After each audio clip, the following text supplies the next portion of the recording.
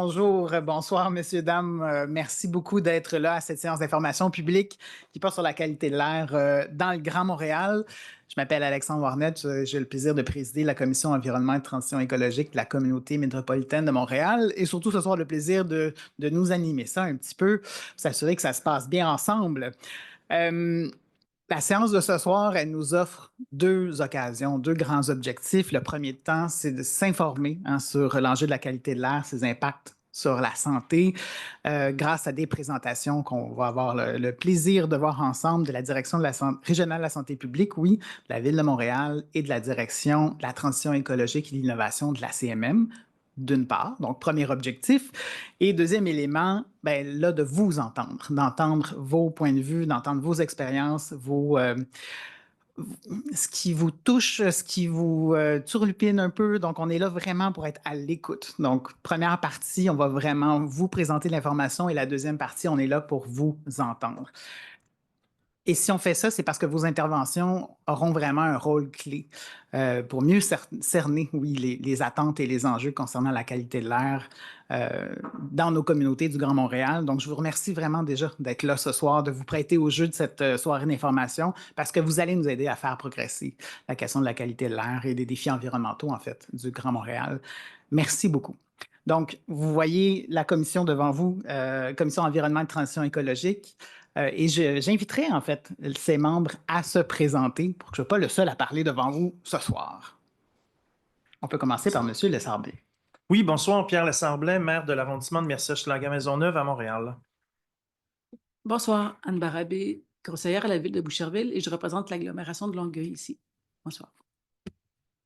Bonsoir, Marc-André Guertin, maire de la ville de Mont-Saint-Hilaire et vice-président de la Commission environnement et transition écologique à la CMM. Bonsoir tout le monde, moi c'est Virginie Journeau, je suis conseillère de ville à Montréal.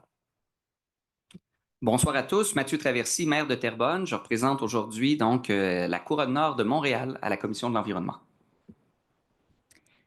Bonjour, Marie-André Mauger, mairesse de l'arrondissement de Verdun et aussi responsable de l'environnement et de la transition écologique au comité exécutif de Montréal. Et on a une passée pour notre collègue Jérôme Normand, conseiller de ville, conseiller d'arrondissement plutôt de ville. Merci. C'est compliqué, Montréal. Hein? Vous aurez compris que moi, je ne suis pas de Montréal. J'ai oublié de le mentionner tantôt. Je suis conseiller à la ville de Laval. Donc, on pense à M. Normand aussi ce soir qui ne peut pas être avec nous. Alors, lançons-nous tout de suite dans la première partie de la séance qui va durer à peu près 1 heure et qui va donc être constituée des 3 présentations. Et la deuxième heure va être consacrée à la période de questions là, dont je vous parlais tantôt. Donc, sans plus tarder, pour débuter la soirée, je vais inviter M. Alexandre Barris, qui est agent de planification, de programmation et de recherche dans l'équipe prévention et contrôle des risques environnementaux à la Direction régionale de santé publique de Montréal, qui va venir nous présenter les enjeux de la qualité de l'air dans le Grand Montréal. Merci. Merci beaucoup pour la présentation. Bonsoir à tous et à toutes. Donc, comme ça a été présenté, c'est ça, je vais vous parler en fait des impacts de la qualité de l'air sur la santé. Mon but, c'est que c'est vraiment une présentation qui se veut générale. Je travaille pour l'agglomération de Montréal, donc je ne vais pas pouvoir répondre à l'ensemble des questions pour l'ensemble du territoire de la CMM, mais je vais tâcher de récolter les questions que vous avez ou les commentaires, puis de les transmettre à mes collègues au besoin. Donc, sans plus tarder, donc le plan de présentation, pardon. Donc, je vais d'abord commencer par un rôle et les mandats en fait de la Direction régionale de santé publique de Montréal. Donc, déjà pour vous donner un peu un cadre de ce qu'on fait et puis sur quoi on agit. Ensuite, je vais vraiment vous parler de la pollution de l'air en tant que telle. Donc, vraiment les sources, les polluants, qu'est-ce qu'on qualifie en fait de polluants de l'air, les effets sur la santé de la pollution de l'air. Ensuite, on va voir donc les interventions pour améliorer la qualité de l'air, puis finalement une conclusion. Donc, les rôles et mandats de la Direction régionale de santé publique. Donc, ce qu'il faut savoir, c'est que la santé publique, que ça soit de Montréal ou des autres santé publiques de la CMM, ont 4 rôles qui sont la prévention, la promotion et la protection et la surveillance de l'état de santé de la population. Donc, la prévention, ça se veut vraiment d'agir le plus tôt possible pour réduire les facteurs de risque en fait qui vont avoir un impact sur la santé de la population. Donc, par exemple, ça va être de faire des recommandations sur la réduction à la source d'émissions pour des industries, donc à travers des avis, etc. On va avoir tout ce qui est promotion, donc ça va être vraiment en fait d'influencer positivement les déterminants de la santé pour que la population ait une plus grande emprise sur son état de santé puis ses modes de vie. Typiquement, ça va être la promotion du transport actif et collectif, donc, où on va pousser beaucoup de ces messages-là. Le volet protection. Donc, le volet protection, c'est vraiment en fait d'agir le plus tôt quand on va avoir une menace à la santé qui peut être, qui est suspectée. Typiquement, c'est quand on va recevoir des signalements en lien avec des situations où on va avoir des émissions importantes de polluants. Et finalement, on a l'aspect surveillance. Donc, surveillance qui est vraiment le fait de récolter des données sanitaires en fait pour guider les interventions, mais aussi pour informer nos partenaires et la population de son état de santé. Donc, les mandats, on en a 4 qui sont édictés par la loi sur la santé publique. Donc, c'est vraiment d'informer la population, d'identifier les situations susceptibles de mettre en danger la santé de la population, d'assurer vraiment une expertise, conseil en prévention et en promotion de la santé, puis vraiment d'identifier des situations qui peuvent être mises en place et des actions intersectorielles en fait qui s'imposent pour prévenir les impacts de la qualité de l'air sur la santé. Donc, la pollution de l'air. Donc, qu'est-ce que la pollution de l'air? Déjà, la qualité de l'air est définie comme étant l'état de l'air autour de nous. Donc, va être influencée donc, par les sources naturelles. Donc, ça va être les émissions volcaniques, les feux de forêt, par exemple, ou encore anthropiques, donc vraiment les activités humaines. Donc, typiquement, le chauffage au bois, ça peut être les industries, ça va être le transport, le climat et les conditions météorologiques. Et on va parler de pollution de l'air donc en termes généraux qui va s'appliquer à tout agent chimique, physique ou biologique qui va modifier les caractères de l'air autour de nous. Donc, et ça peut causer en fait des effets néfastes sur la santé et l'environnement et ça va varier selon le lieu et la situation. Donc, au niveau des principaux polluants de l'air, donc on va en retrouver plusieurs. Il y en a beaucoup que vous connaissez, donc les particules qui vont se définir surtout en 3 grandes catégories. Donc, les particules qu'on va appeler PM10, donc avec un diamètre inférieur à 10 micromètres. On va avoir les particules fines, donc les PM2.5. On en parle beaucoup pour les feux de forêt notamment, où on va avoir donc un diamètre inférieur à 2,5 micromètres et les particules ultra fines de plus en plus étudiées, puis qui sont considérées comme des polluants émergents. Qui ont un diamètre inférieur à 0,1 micromètre. Puis on va avoir donc d'autres polluants, donc notamment donc les oxydes d'azote, donc avec le dioxyde d'azote, le monoxyde de carbone, l'ozone, le dioxyde de soufre, les métaux, carbone élémentaire.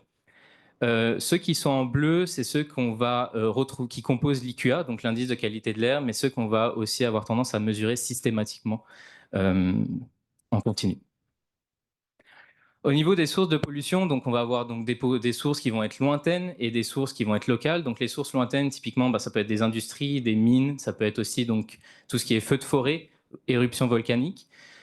Sources locales, donc dans des villes, on va avoir typiquement tout ce qui est issu des émissions résidentielles, donc chauffage au bois, ça va être le transport, les industries, etc.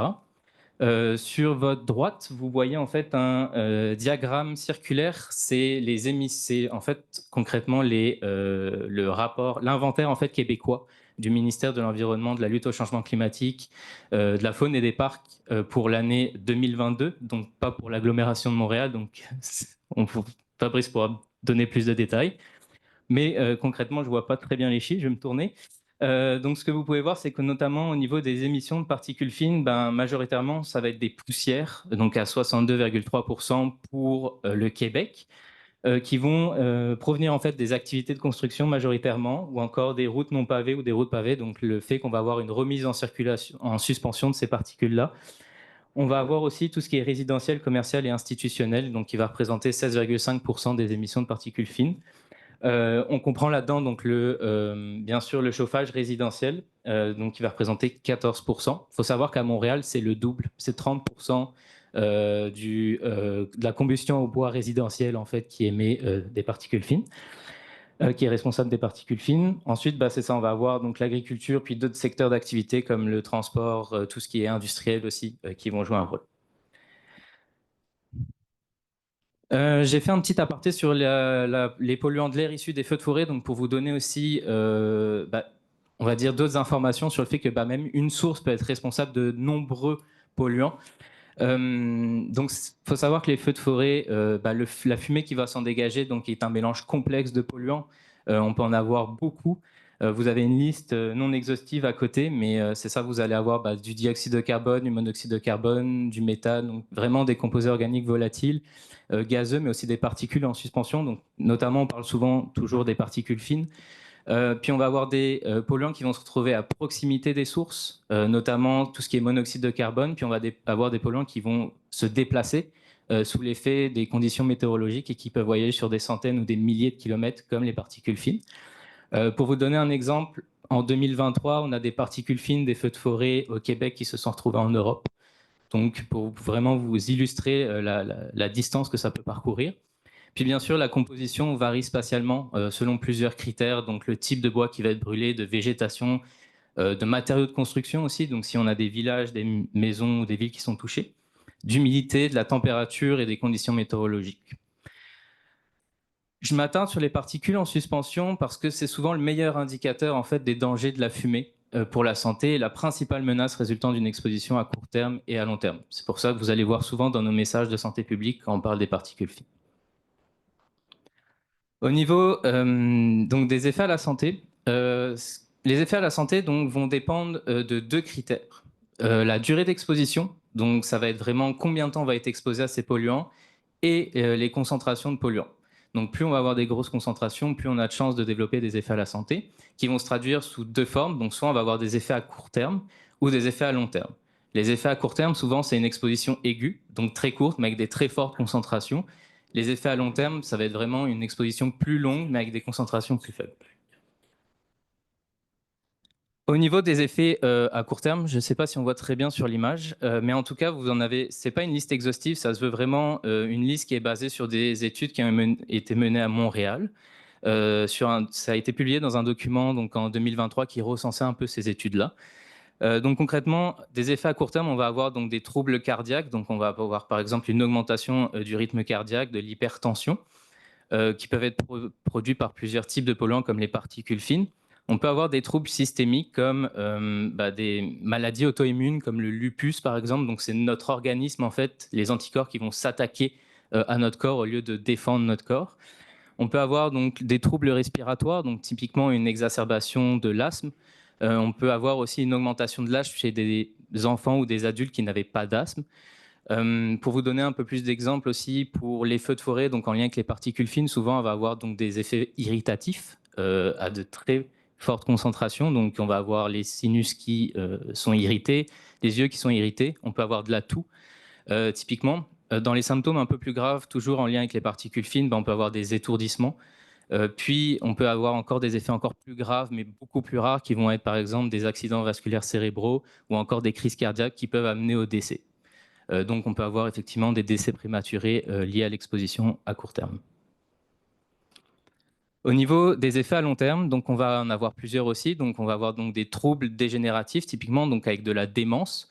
On va avoir aussi tout ce qui est cancer, donc on va avoir le cancer des poumons, souvent associé donc aux particules fines. On va avoir d'autres types de cancers comme le sein et celui de la prostate. On va avoir aussi donc, des troubles cardiaques qui vont être présents, donc exacerbation du diabète de type 2, du cholestérol, etc. On va avoir finalement donc, des troubles respiratoires, donc souvent exacerbation de l'asthme, exacerbation des maladies obstructives chroniques.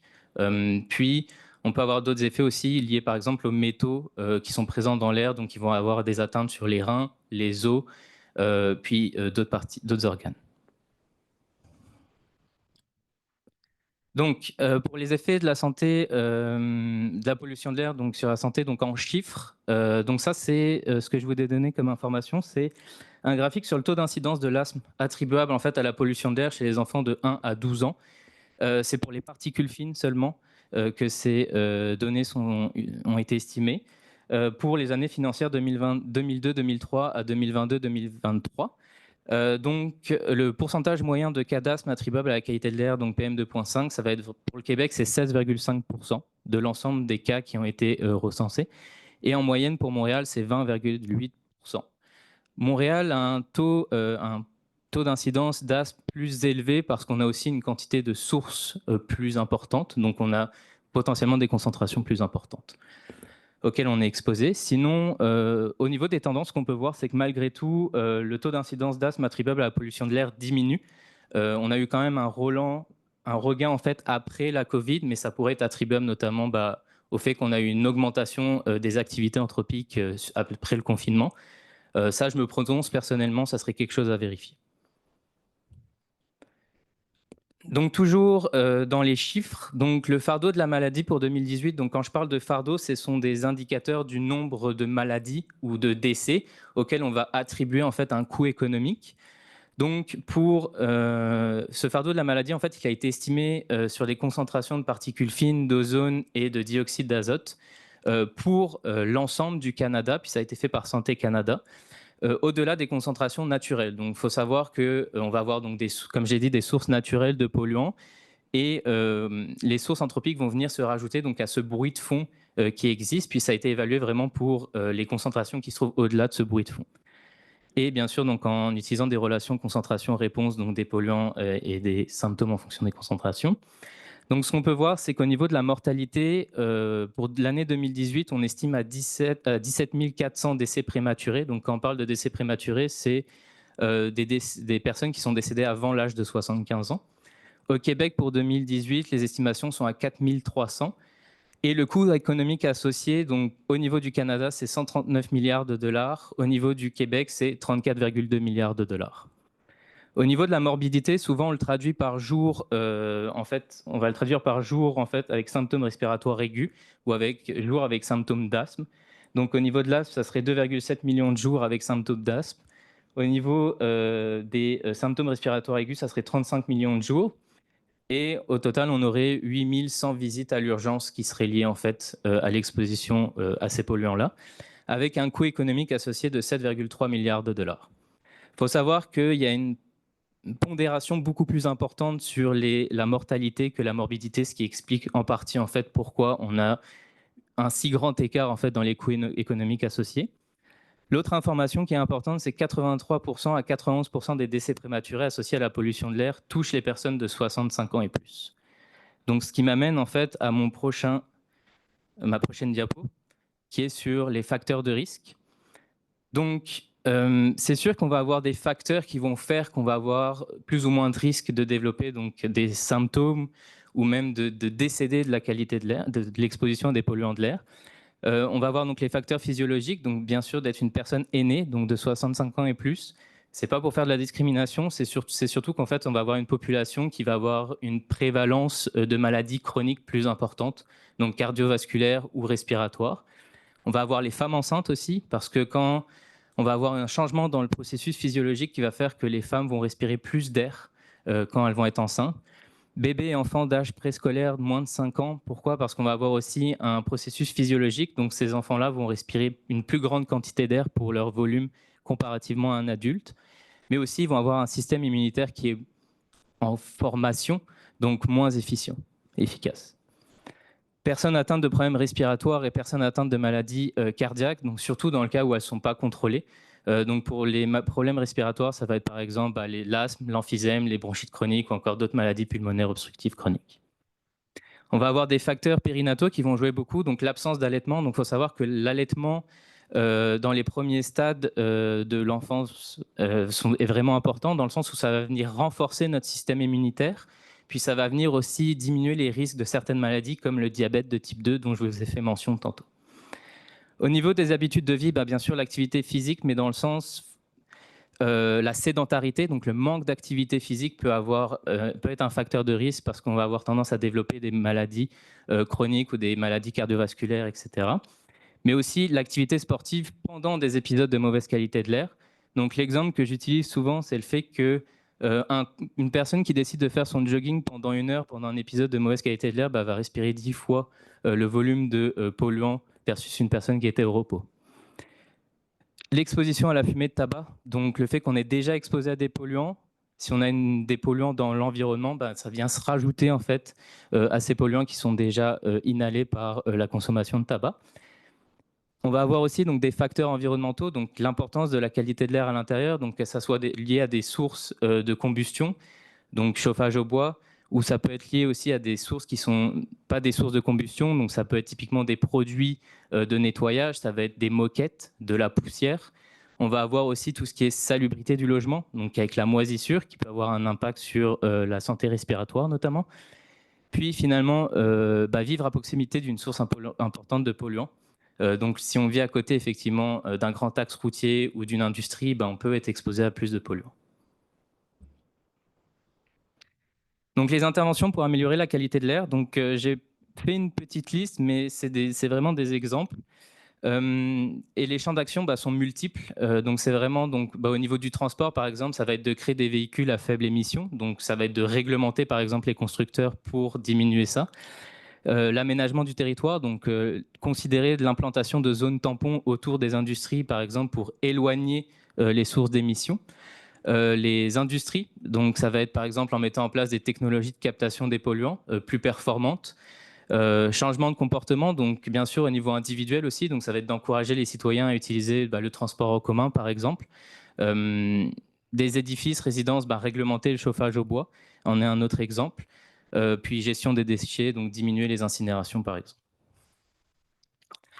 Au niveau de la hiérarchie des interventions, à la santé publique, ce qu'on vise surtout, c'est déjà de réduire en fait les émissions de polluants. Donc c'est la prévention. On va dire prévenir, c'est guérir. Donc c'est ce qu'on essaye de viser en priorité. C'est sûr que c'est pas toujours possible, puis qu'il y a plusieurs critères à prendre en compte. Sinon, on va chercher à atténuer. Donc à atténuer les effets en fait des émissions par l'implantation d'arbres, par exemple. Et enfin, le dernier, c'est vraiment d'éviter l'exposition, par exemple, en mettant en place des systèmes d'alerte. Donc, ça peut être le système InfoSmog, ça peut être les avertissements spéciaux de qualité de l'air, ça peut être des informations ou des systèmes d'information sur les trajets les moins pollués selon le moment de la journée. Donc, c'est vraiment hiérarchique comme intervention. C'est sûr qu'il y a plusieurs critères à prendre en compte, la faisabilité. Donc, ça va être vraiment aussi le coût, l'acceptation sociale qui est important à considérer. Le cadre légal, ça va être aussi la facilité ou l'efficacité. Et c'est ça, aussi de favoriser donc, la diminution des inégalités sociales entre les différentes populations. Donc c'est vraiment... Puis le temps que va mettre à donner des bénéfices, enfin le temps... Ouais, je vais y arriver. Mais c'est à quel moment on va observer ces bénéfices-là. Donc, combien de temps ça va prendre pour observer ces bénéfices. Donc, au niveau de la DRSP, on a plusieurs interventions qu'on vise. Donc, les interventions au niveau de la réduction en fait, des émissions de polluants atmosphériques, ça va être surtout par la publication d'avis sur des situations ou des projets.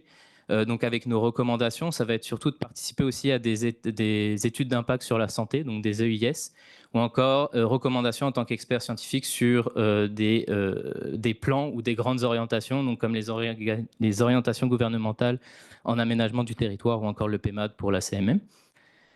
Au niveau de la réduction de l'exposition, ça va être vraiment de partager l'information à la population, donc des documents explicatifs, des avis de santé publique ou encore notre site internet. Par exemple, pour les feux de forêt, on a un message qui pop-up sur notre site pour dire voici les recommandations de santé publique.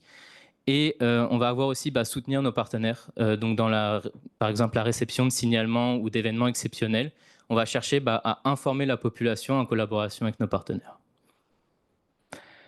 Donc j'en finis. Donc la conclusion, c'est la pollution de l'air peut avoir des effets néfastes sur la santé. Plusieurs interventions sur les différentes sources de polluants de l'air sont nécessaires pour améliorer la santé de la population. Et le nerf de la guerre, c'est prévenir, c'est guérir. Donc importance de favoriser les actions de réduction à la source. Merci.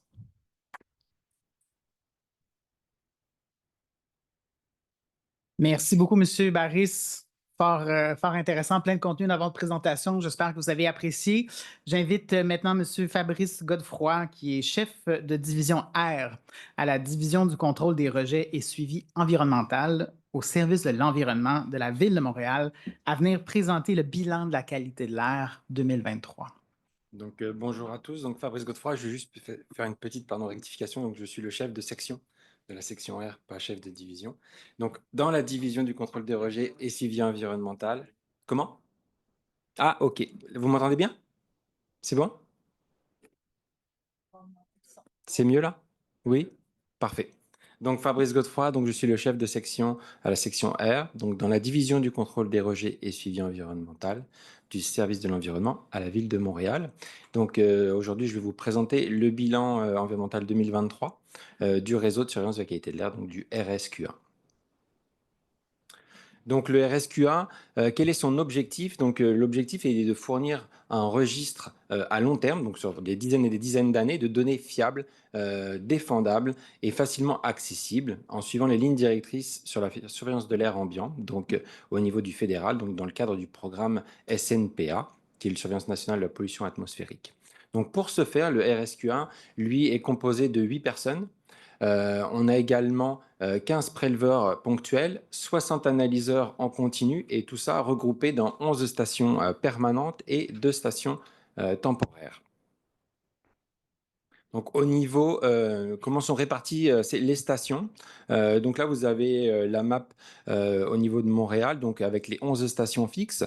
Vous avez donc le numéro des stations. Donc par exemple, si on prend Sainte-Anne-de-Bellevue, donc, qui est le numéro 99, c'est juste le numéro de la station. Et puis vous avez justement dans l'encadré sur fond blanc les mesures en continu.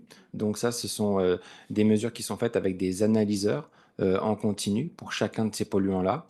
Et puis, sur fond gris, c'est des prélèvements ponctuels. Donc, qu'est-ce qu'un prélèvement ponctuel? C'est des prélèvements qu'on va justement prélever pendant, par exemple, pendant une journée, donc une journée de 24 heures, aux 3 jours, aux 5 jours. Ça va dépendre également du programme national.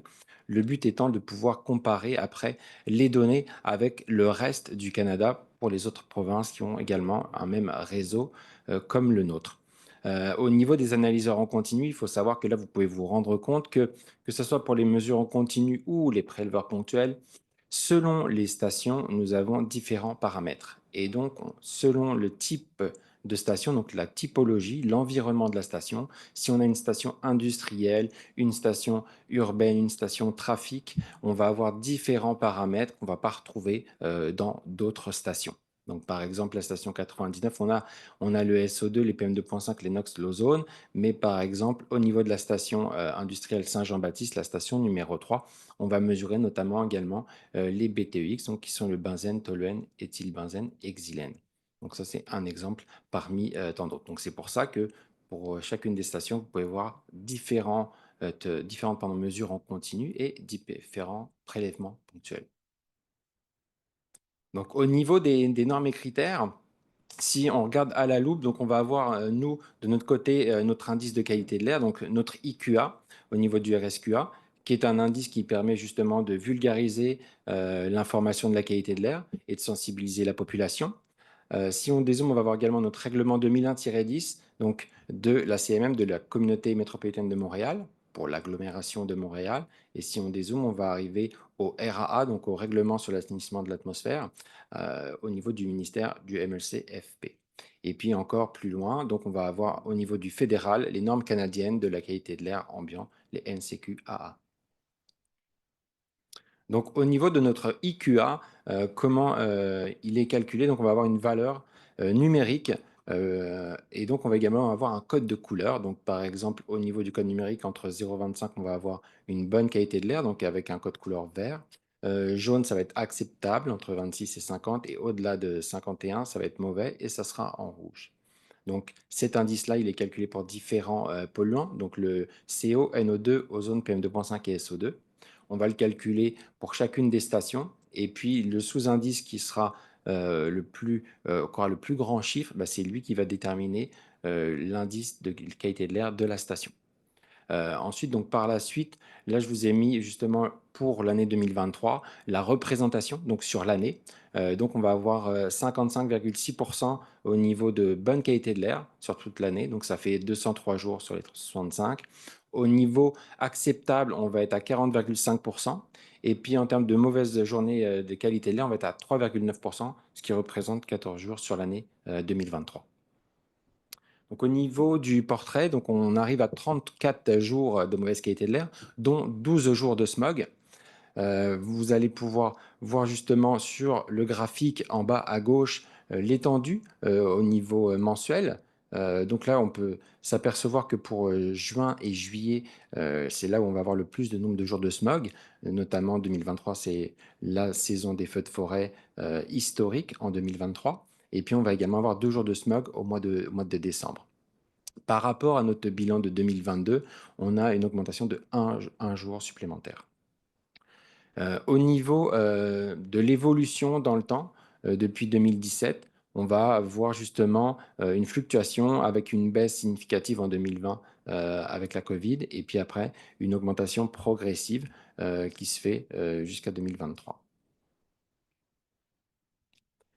Donc, au niveau, si on zoome par rapport au feu de forêt, à la journée du 25 juin et du 26 juin, si on compare la moyenne de 2023 par rapport à la moyenne de 2022, bon, bah, là, vous pouvez concrètement voir un petit peu les concentrations de PM2.5, donc en microgrammes par mètre cube, où on peut s'apercevoir qu'on a eu un pic qui a frôlé les 250 microgrammes par mètre cube le 25 juin en 2023.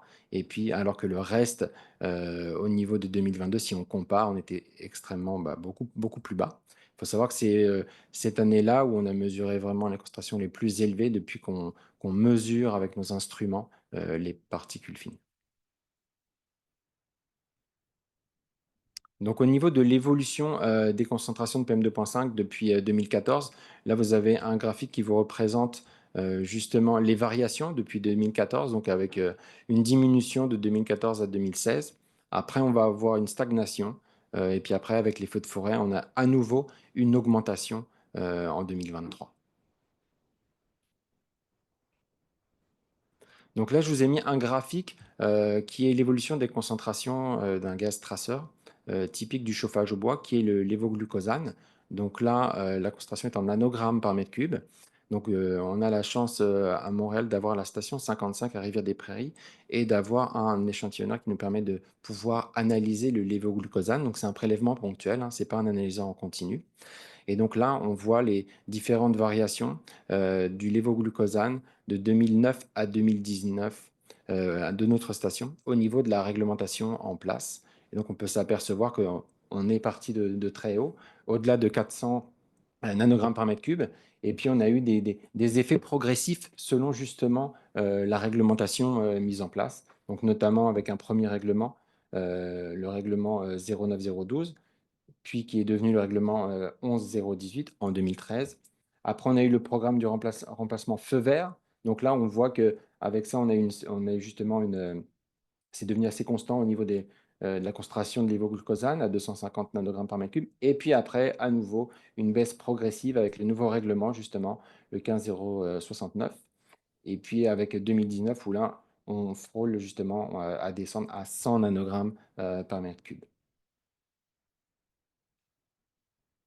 Là, je vous ai mis la carte interactive, qui est la nouvelle carte interactive qui vient d'être publiée il y a quelques semaines pour pouvoir justement vous montrer cette nouvelle carte qui vous permet de suivre l'IQA, l'indice de qualité de l'air en continu. Et donc, c'est le même dispositif qu'auparavant, avec justement des pastilles de couleur par station, mais vous pouvez aller plus loin justement. Si vous cliquez sur chacune des pastilles, vous allez pouvoir avoir l'intégralité des informations de la station et notamment les concentrations en direct qui sont des données non validées, mais qui vous permettent de pouvoir voir le profil au niveau des différents polluants. Également, vous pouvez voir en vous baladant sur cette carte interactive-ci, en haut à droite où c'est marqué Montréal, d'avoir justement un menu déroulant et d'avoir par exemple de sélectionner un groupe de polluants, notamment les particules fines, les PM2.5. Et là, vous pourrez voir justement l'évolution en continu de la journée, des dernières heures, d'hier, d'avant-hier, ou d'aller rechercher des données avec des graphiques qui sont facilement exportables via Excel ou autres tableurs. Donc c'est vraiment quelque chose qui a été long à mettre en place, à construire, mais qui va vraiment être aidant pour les personnes qui veulent aller plus loin justement dans la compréhension de la qualité de l'air à Montréal.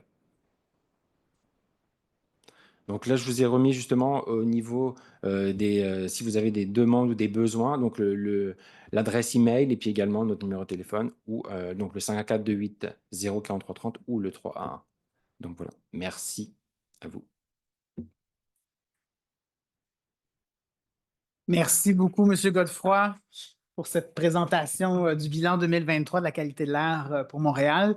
Et pour terminer cette période de présentation, j'invite Mme Catherine Quentin, qui est conseillère en environnement à la Direction de la transition écologique et innovation à la CMM, qui va présenter un résumé du portrait de la réglementation municipale encadrant la combustion du bois dans le Grand Montréal. Oui, merci, M. Barnett. Bonsoir tout le monde.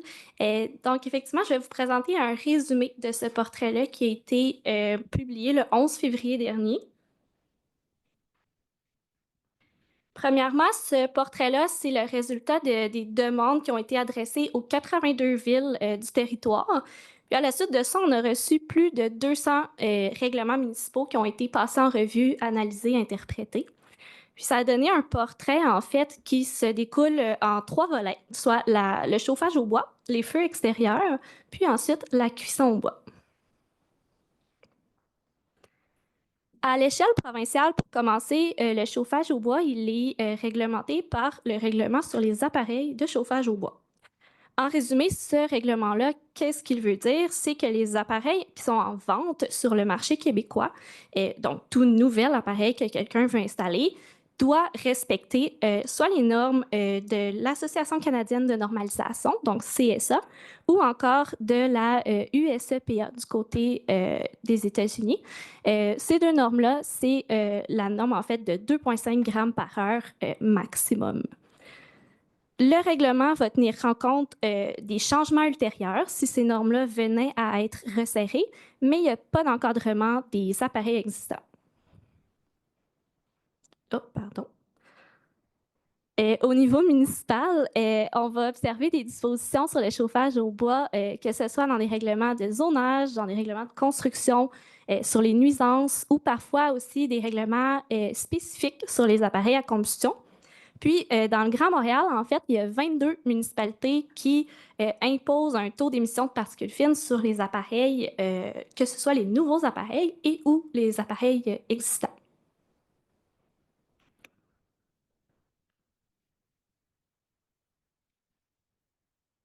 Ah. Il y a un problème, ça ne suit pas.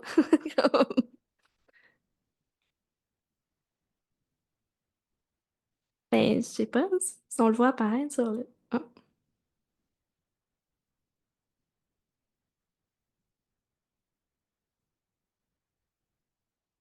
Ah ouais, mais c'est ça, ça suit pas.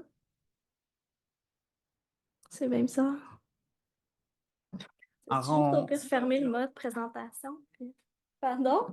Je l'ai passé tantôt puis ça a marché. Fait que... ouais, on peut présenter comme ça, puis on repartira le...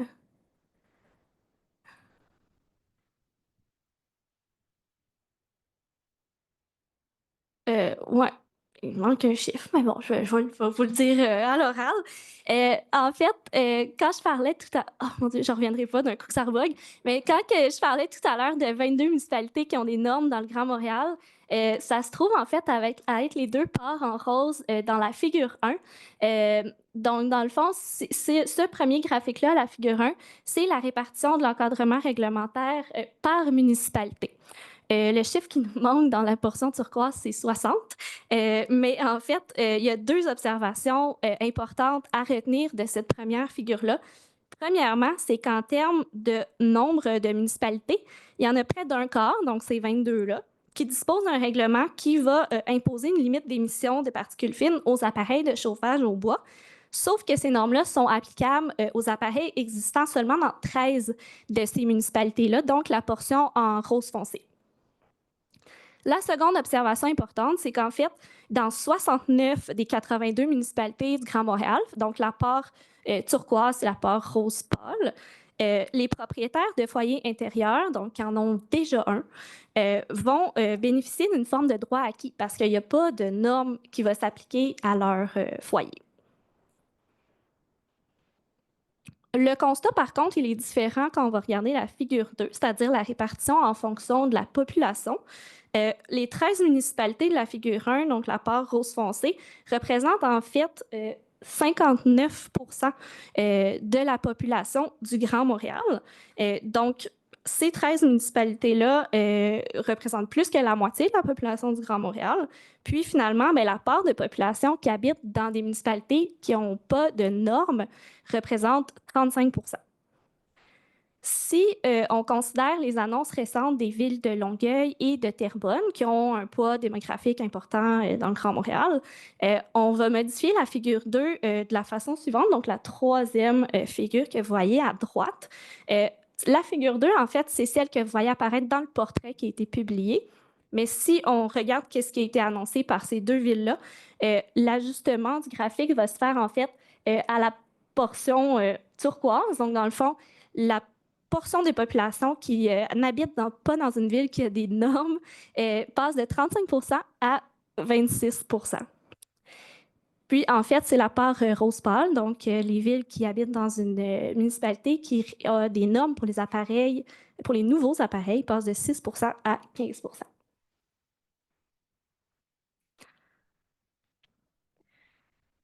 Donc, pour finir avec vraiment le volet chauffage au bois, je vous présente les constats généraux à retenir par secteur. Pour ce qui est de la couronne nord puis de la couronne sud, ces deux secteurs-là, c'est assez homogène. La majorité des municipalités n'ont pas de normes relatives à l'émission de particules fines dans leur règlement. Donc, c'est le règlement provincial qui va s'appliquer pour les nouveaux appareils. Sinon, il y a près de la moitié des municipalités qui ont une disposition soit dans un règlement sur les nuisances et ou une interdiction d'utilisation lors d'épisodes de smog. À Laval, l'encadrement des nouveaux appareils est équivalent au règlement provincial. Puis sinon, pour les appareils existants, il y a un encadrement plus sévère qui doit entrer en vigueur à partir d'octobre 2026, qui vient interdire l'utilisation d'un appareil existant qui va émettre plus de 7,5 grammes par heure de particules fines. Dans l'agglomération de Montréal, pour ce qui est des nouveaux appareils, la majorité des villes a un encadrement qui est équivalent au provincial. Mais pour ce qui est des appareils existants, c'est beaucoup plus hétérogène.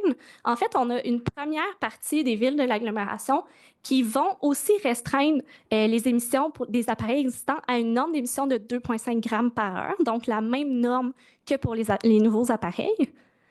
Puis ensuite, on a un quart des autres villes qui encadrent les appareils existants, mais par une norme plus élevée que 2,5 grammes par heure ou encore des conditions d'utilisation. Parlant de conditions d'utilisation, si je vous donne un exemple concret, c'est en fait une durée d'utilisation limitée à un certain nombre d'heures consécutives à l'intérieur d'une période donnée.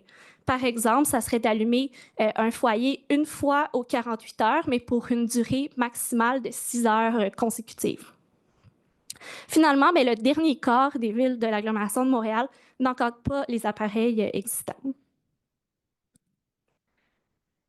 Pour finir avec l'agglomération de Longueuil, au niveau des nouveaux appareils, la ville de Longueuil, comme je viens de vous le mentionner, a fait une annonce récemment pour venir encadrer de façon équivalente à la réglementation provinciale qui est prévue pour l'automne 2025. Puis sinon, à l'heure actuelle, il n'y a aucune des villes de l'agglomération de Longueuil qui vient encadrer les appareils existants. Puis sinon, la majorité des villes de l'agglomération de Longueuil ont une disposition dans un règlement de nuisance et ou, encore une fois, une interdiction d'utilisation lors des périodes de smog. Si on passe maintenant au deuxième volet, qui sont les feux extérieurs, dans le portrait, on va les décliner en deux sous-catégories, soit les feux à ciel ouvert, puis les feux de foyer extérieur. Donc, pour ce qui est des feux à ciel ouvert que vous voyez ici, en fait, il y a 76 municipalités qui représentent 98 % de la population qui vont soit les interdire complètement ou soit exiger l'obtention d'un permis pour pouvoir allumer ce type de feu-là à la maison. Donc, de ce côté-là, c'est bien homogène. Si on regarde sinon du côté des feux de foyer extérieurs, il y a 20 municipalités qui vont les interdire complètement. Puis si on fait un petit peu le même parallèle qu'on a fait tout à l'heure avec le chauffage, sauf que cette fois-ci, mes graphiques apparaissent, dans le fond, les 20 villes vont représenter 57 % de la population du Grand Montréal. Donc, c'est plus de la moitié de la population du Grand Montréal qui ne peut pas allumer un feu de foyer à la maison sur son terrain. Sinon, dans les 58 villes qui les autorisent, donc l'apport rose foncé de la figure 4, qui représente 41% de la population, la portée de l'encadrement réglementaire va varier de l'une à l'autre. En fait, ça va inclure notamment des dispositions restrictives, soit sur les matières à brûler, les jours, les heures autorisées, la vitesse du vent ou encore la présence de smog. Le troisième et dernier volet de notre portrait, ça touche la cuisson au bois. Puis c'est assez simple à retenir. Là. En fait, à l'heure actuelle, c'est très homogène comme portrait parce que l'encadrement est pratiquement inexistant. À la lecture, puis à l'interprétation, l'analyse des règlements, il y a 2 points qu'on voulait faire ressortir tout de même. C'est que, bon, il y a 2 arrondissements de la Ville de Montréal qui ont ajouté une disposition à leur règlement d'urbanisme qui vient interdire les nouveaux établissements de cuisson au bois à titre d'usage principal, complémentaire ou accessoire. Donc, ça couvre vraiment tous les types de cuisson au bois. Puis le deuxième point étant que la portée des règlements sur les nuisances dans certains règlements pourrait couvrir les appareils de cuisson à façon plus large, là, donc à combustible fossile à des fins commerciales. Mais ce point-là demanderait une analyse plus approfondie pour pouvoir se prononcer davantage.